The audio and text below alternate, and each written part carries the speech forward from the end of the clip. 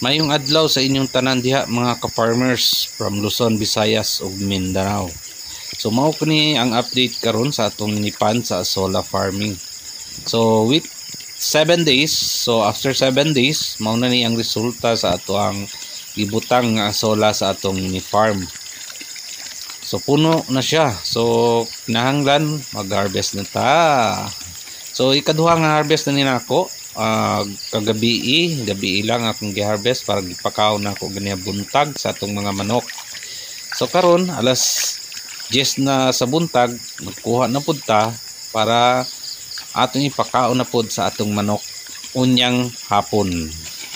So hapon buntag atong gi-harvest para atong ipakaon sa atong manok. Kinahanglan pa uga nato siya, uga gamay para wa siya tubig. Kung buntag po din ipakaon, so gabi pa lang kuha na paghapon or gabi.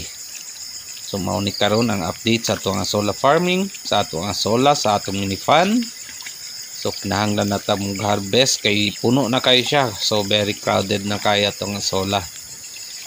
So sa tan-aw ninyo mga ka-farmers kaning style sa akong pag-harvest, mao ba ni siya? Di ba? Bright kayo. Na screen pero hindi kamot-kamot pa na ako pag-harvest. So gituyo na ako ni mga ka-farmers para mutaas-taas atong video. Kung atong i-diretso screen dali ra kayo ta magka-harvest. Mubura kayo atong video, di ba mga ka-farmers? Tama ba ko mga ka-farmers? May tama siya, tama yun. May tama ang kinsay ga-harvest ani mga ka-farmer.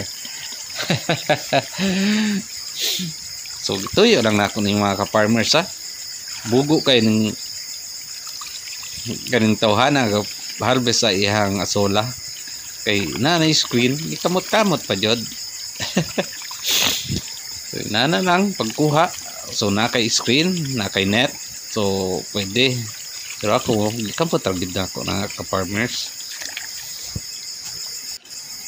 So taas-taas na atong video ani mga ka-farmers. Hinaog na ko sa Filifan. Kay sakit na atong hawak dito sa taas sa pilapil. So manaog na ta sa ubos para di masakit atong hawak. Pasensya na mga ka-farmers kaya pura isa ang video ani. Wa pa ko ikauban. Later nang abot niya akong pag-umangkon pero saon man kay man naman tag-harvest, di ba mga ka-farmers? Dino ya. So ulat nato unsay resulta kung mukaon ba tong manok or dili. Dino Mao ya. na ni siya karon, hapit na ta mahuman og harvest atong Azolla. Pero dili na nato putdon og harvest para pagkaugma na nasad. So ani karon abot akong pag-umangkon. Punong-puno pa rin. Kuan unsa daw na ako ni. Ako para pagkaon og manok. Puno ra gihapon mga ka-farmers, di ba?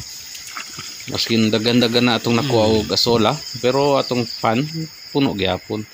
So, pagkahuman ako kuha sa Azolla sa mini pan, akong gibuyan ra sa daplin ang akong basket na ice cream. So akong ilantaw ang atong mga manok nga gibuyan niadto ni ngaon. So yung 100% nakaon na sila og pure nga Azolla. So di na kinahanglan og magbutang pagkog commercial feeds. So ganiya buntag mga ka-farmer ang akong gi-harvest katong gabi akong gisagulan og commercial feeds. So 50, dili lang to siya 50% mga ka-farmer, sa siguro na sa 70% atong commercial feeds o 30% lang ang Azolla akong gimix. So akong gihatag nila og pagkaon. So karong hapon ako nakita mukaon na gid sila ka-farmers.